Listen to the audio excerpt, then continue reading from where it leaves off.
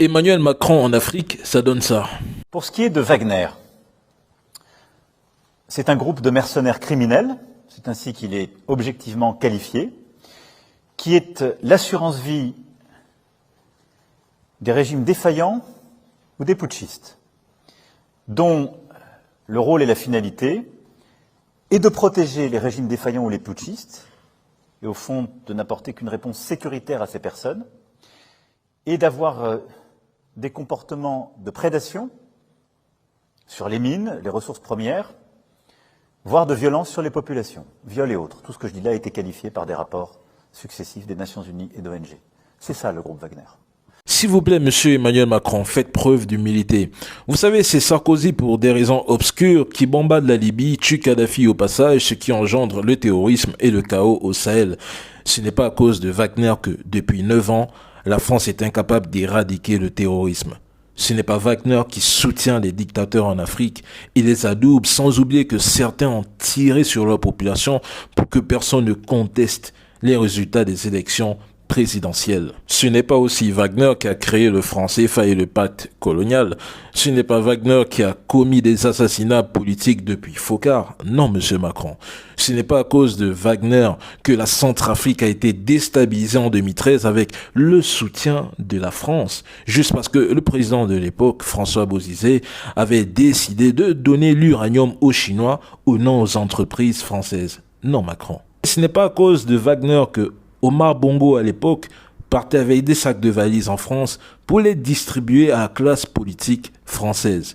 Ce n'est pas à cause de Wagner que les sociétés françaises aidaient ces dictateurs à réprimer l'opposition, monsieur Macron.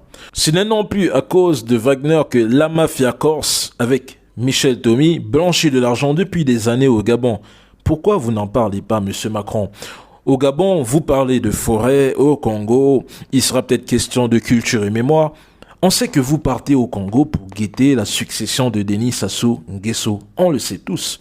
Vous voulez préserver une dynastie dans ces anciennes colonies françaises, car vous suivez ce qu'on appelle un agenda obscur. Le véritable problème, monsieur Macron, c'est que vous ne comprenez pas que la France fait face à un déclin en Afrique.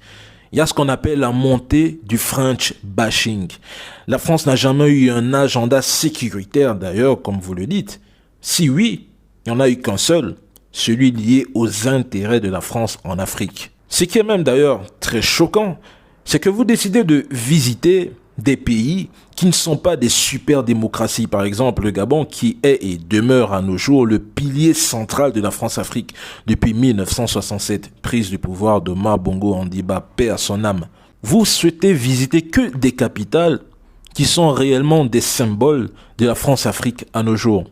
Dans le discours de Macron, il dit que la France est un pays qui ne va jamais considérer que les putschs sont des alternances démocratiques. Ça m'a fait tellement rire car en avril 2021, M. Macron, est-ce que vous vous souvenez, quand Idriss Déby est mort, fidèle allié d'ailleurs de la France, il est succédé par son fils. Mais vous n'avez jamais condamné cette violation constitutionnelle tchadienne, faite par lui, faite par son fils. Vous ne l'avez jamais condamné. Toute cette belle poésie de dire qu'on va reconstruire la relation Afrique-France sur de nouvelles bases, que la France-Afrique est terminée, monsieur Macron, je tiens à vous souligner que c'est des discours tenus depuis Sarkozy jusqu'à Hollande. Et dans ce décor sinistre, narcissique, l'Afrique que je connais aujourd'hui ne fait que s'enfoncer. Et son peuple est voué à l'exil ou à l'immigration, car il n'y a pas de chance pour tous. Il n'y a pas la redistribution des richesses. Il n'y a pas de création de richesses. Il n'y a rien, cabron. Monsieur Macron, quand allez-vous fermer les 4 bases militaires situées à Abidjan, à Libreville, à Djibouti et à Dakar? Ton discours de mettre fin à la France-Afrique aurait eu du sens si tu fermais tes bases. En réalité, comment je vois votre discours? C'est de l'arrogance. D'ailleurs, pendant très longtemps, la France était le tuteur des pays africains. Maintenant, il y a inverse du rapport de domination. Avec l'arrivée d'ailleurs des Russes en Afrique. Avec la guerre en Ukraine, cette concurrence impérialiste a permis à certains chefs d'État africains d'étirer l'épingle du jeu. Vous savez, monsieur Macron, je tiens à vous dire quelque chose avant de finir cette vidéo. L'histoire est très souvent têtue.